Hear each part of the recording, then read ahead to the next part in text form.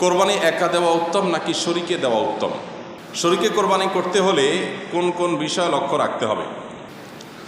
তিনজনে একটি গরু কোরবানি দিতে চাই, খরচ তিনজনের সমানভাবে বহন করব, গোশত সমান ভাগে ভাগ হবে, তবে দুইজনে দুই নাম করে এবং একজনে তিন নাম করে সম্মতিক্রমে মোট 7 নামে দেওয়া যাবে কিনা?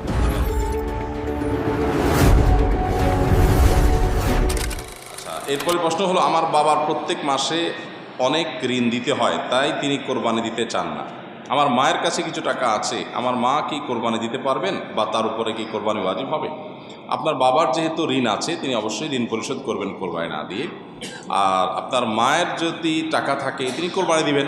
বাবা এবং মা সবার অ্যাকাউন্ট আলাদা আলাদা ইসলামের শরীয়ত অনুযায়ী। স্বামী স্ত্রী দুজনের অ্যাকাউন্ট আলাদা আলাদা। অনেক সময় দেখা যায় আমরা এটাকে গুলিয়ে ফেলি, এটা গুলিয়ে ফেলার কোনো সুযোগ নেই। স্বামীর যদি টাকা না থাকে তো বেচারাও কোরবানি দিবে না, স্ত্রীর টাকা আছে তিনি কোরবানি দিবেন, তখন স্ত্রীর কোরবানির থেকে গোশত খাবে স্বামী। এই তো এরকম ব্যাপার না যে স্বামীর যেহেতু ঋণ আছে অতএব আমি কোরবানি দেব না, স্বামীর ঋণ আমি পরিশোধ করতে বাধ্য, এরকম না।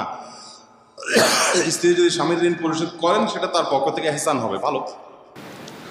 তিনজনে একটি গরু কোরবানি দিতে চাই, খরচ তিনজনের সমানভাবে বহন করব, গোশত সমান ভাগে ভাগ হবে, তবে দুইজনে দুই নাম করে এবং একজনে তিন নাম করে সম্মতিক্রমে মোট 7 নামে দেওয়া যাবে কিনা জানতে চাই।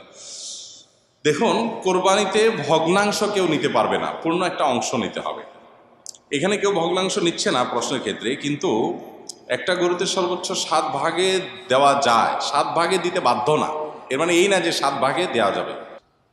মানে যেভাবে স্টাইলে ধরছেন আমার তো মনে হচ্ছে রেকর্ড করছেন, রেকর্ড করলে স্ট্যান্ডে সেট করেন, করে সুন্দর করে করেন, নিয়মতান্ত্রিকভাবে করেন। হ্যাঁ, আচ্ছা, একজনে 3 নাম দিয়েছেন অথচ টাকা দিয়েছেন 3 ভাগের 1 ভাগ।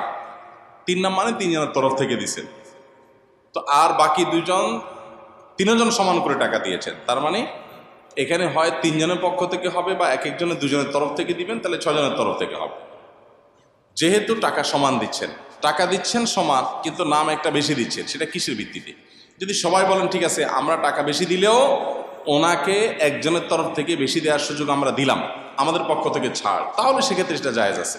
তাহলে ব্যাপারটা এরকম হবে যে একটা গরুর দাম ধরা যাক 90,000 টাকা, 3 জন 30,000 করে টাকা দিলেন, তাহলে 30,000-এ দুই নাম করে দিয়েছেন, অর্থাৎ 2 জনের তরফ থেকে, কেউ নিজের স্ত্রী, নিজের বাবার অন্য কারণ পক্ষ থেকে দিলেন, আরেকজন 3 জনের তরফ থেকে দিলেন। 3 নাম মানে 3 জনের তরফ থেকে। তো যে ব্যক্তি 3 জনের তরফ থেকে দিলেন তার তো 45,000 টাকা দেওয়ার কথা, কিন্তু দিয়েছেন 30,000 টাকা, তাহলে বাকি 15,000 টাকা যেটা তিনি দেন নাই, অবশিষ্ট 2 শরিক মিলে যদি বলেন ঠিক আছে আমরা দিয়ে দিয়েছি, ওইটাই ওখানে কাউন্ট করলাম, এটা তোমার জন্য গিফট, তোমার তরফ থেকে হলো, তাহলে জায়েজ হবে। আদারওয়াইজ এটা জায়েজ হবে না। অর্থাৎ টাকা সমান সমান দিলাম, কিন্তু আমি ভাগ বেশি নিলাম কম নিলাম, এটা করা যাবে। কোরবানি একা দেওয়া উত্তম নাকি শরীকে দেওয়া উত্তম? কোরবানি অবশ্যই ভাগে না দিয়ে একাকী দেওয়া উত্তম, এতে কোনো সন্দেহ নাই। আপনি একটা গরুর 7 ভাগের 1 ভাগ নিলেন, এটার চাইতে আপনি একটা ছাগল কোরবানি দিলেন, এই দ্বিতীয় অপশনটা অবশ্যই উত্তম, এতে কোনো সন্দেহ নাই। কারণ আপনি যখন শরীকে কোরবানি দিলেন তখন সেখানে অনেক শরীক, তাদের কার উপার্জন হালাল, কার উপার্জন হারাম, কার মিশ্র উপার্জন, কার নিয়ত গোশত খাওয়া, নানান রকমের ঝামেলা সেখানে থাকে। আর আপনি যখন একা একা দিলেন তখন সেই ঝামেলাটা আর থাকে না। তো এই জন্য একাকী কোরবানি দিলে সেটা অধিকতর উত্তম হয়। আমরা সাধারণত গরু কোরবানি না দিলে আমাদের দিলটা শান্তি হয় না। এই দিলটা শান্তি হয় না কি আল্লাহর জন্য, আল্লাহর রাস্তা বেশি টাকা খরচ করার নিয়তে? সেটাই যদি হয় তাহলে অন্য খাতে দানের ক্ষেত্রে কেন এত আগ্রহ দেখা যায় না? তো এই জন্য আসলে আমাদের নিয়তটাকে পরিশুদ্ধ করা দরকার যে আমরা কেন কোরবানি দিচ্ছি। অতএব কোরবানি আপনি একা একা দিতে পারলে সেটা উত্তম। হ্যাঁ, শরীকে দিলে সেটা জায়েজ আছে, এটা জায়েজ না। শরীকে কোরবানি করতে হলে কোন কোন বিষয় লক্ষ্য রাখতে হবে? শরীকে কোরবানি করতে হলে আপনাকে লক্ষ্য রাখতে হবে প্রথমত যে শরীক সবার উপার্জন যেন হালাল হয়। যদিও অনেকগুলো আমাদের মতে শরীকের কারোর উপার্জন হারাম হলে বা কারোর নিয়ত গোশত খাওয়া হলেও আপনার কোরবানির কোনো অসুবিধা হবে না, তারপরও আপনার এই গোশতে, এই ইবাদতে, এই কোরবানিতে তার যেহেতু ভাগ আছে, সেখানে যদি এক একজনের এক এক নিয়ত থাকে, বিশেষ করে একজনের নিয়ত হলো শুধু গোশত খাওয়া, তার আসলে কোরবানির উদ্দেশ্য না, তাহলে সেক্ষেত্রে আপনার অন্য সবারই কোরবানি হবে কিনা সেটা নিয়ে যেমন বললাম অনেক ওলামাদের মধ্যে হবে, আবার অনেক ওলামা একরাম ফোকাহ একরামের মতে কিন্তু এটা হবে না, কারণ এখানে পশু একটাই জবাই হচ্ছে, নিয়ত একজন এক একটা হলো এটা গ্রহণযোগ্য না। এক। দ্বিতীয়ত হলো নবী সাল্লাল্লাহু আলাইহি ওয়াসাল্লাম বলেছেন ইন্নাল্লাহা তাইয়্যিবুন লা ইয়াকুলু ইল্লা তাইয়্যিব, আল্লাহ পবিত্র, পবিত্র ছাড়া কিছু গ্রহণ করেন না। অতএব কোরবানির পশুতে হারাম টাকা কেউ ইনভেস্ট করলো, আল্লাহকে এটা গ্রহণ করবেন না।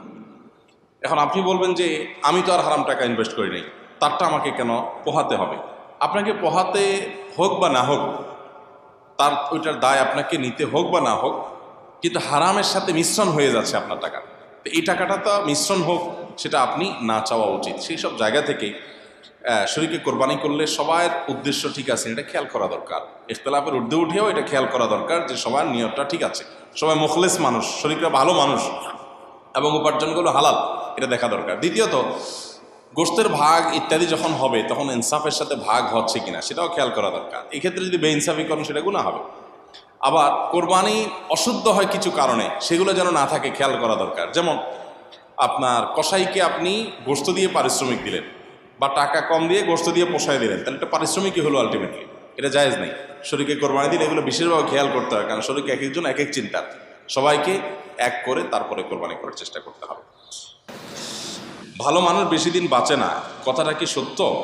কারণ সমাজে যখন কোনো ভালো মানুষের মৃত্যু হয় তখন এরকম কথা শোনা যায়, অনেকেই এরকম কথা বলেন যে ভালো মানুষ বেশি দিন বাঁচে না। এটা আসলে কোনো কোরআন হাদিসের কোনো কথা যে এরকম না, বরং নবী করিম সাল্লাল্লাহু আলাইহি সাল্লামের একটা হাদিস আছে আমরা জানি, খায়রুন নাসি মান তালা আমরুহু ওয়া হাসুনা আমালু, সবচেয়ে উত্তম মানুষ হলো সে যার হায়াত বেশি পায় আবার আমলও বেশি করতে পারে, এ হলো সবচেয়ে উত্তম মানুষ। তাহলে ভালো মানুষ হলেই হায়াত কম পায়, অল্প বয়সে মরে গেলে সেই ভালো মানুষ, এত সহজ ক্যালকুলেশনের সুযোগ নেই। অনেক খারাপ মানুষ অল্প বয়সে মারা যায়, আবার অনেক ভালো মানুষ অনেক দীর্ঘ হায়াত পেয়ে তারপরে মারা যান। অতএব কে কত হায়াত কম পেয়েছে বেশি পেয়েছে এটার উপরে আসলে ভালো মানুষ খারাপ মানুষ হওয়া নির্ভর করে না, ভালো মানুষ খারাপ মানুষ হওয়া নির্ভর করে ভালো কাজ করে যেতে পেরেছেন কিনা এটার উপরে। বরং যদি ভালো কাজ করার সুযোগ পায় তাহলে দীর্ঘ হায়াত পেলে আরও ভালো, নবী সাল্লাল্লাহু আলাইহি ওয়াসাল্লাম বলেছেন। অতএব আমরা যে বলি অল্প বয়সে মারা গেলেই বলি যে লোকটা ভালো ছিলেন, ভালো মানুষ দেখে বেশি দিন বাঁচেন নাই, এরকমটি এত সহজে যোগ বিয়োগ করা ঠিক না। তবে হ্যাঁ, কেউ মারা যাওয়ার পর সে যদি সত্যি ভালো হয় তো সুধারণা করা যেতে পারে, এতে কোনো সমস্যা নেই। কোরবানি একা দেওয়া উত্তম নাকি শরীকে দেওয়া উত্তম? শরীকে কোরবানি করতে হলে কোন কোন বিষয় লক্ষ্য রাখতে হবে? তিনজনে একটি গরু কোরবানি দিতে চাই, খরচ তিনজনের সমানভাবে বহন করব, গোশত সমান ভাগে ভাগ হবে, তবে দুইজনে 2 নাম করে এবং একজনে 3 নাম করে সম্মতিক্রমে মোট 7 নামে দেওয়া যাবে কিনা জানতে চাই।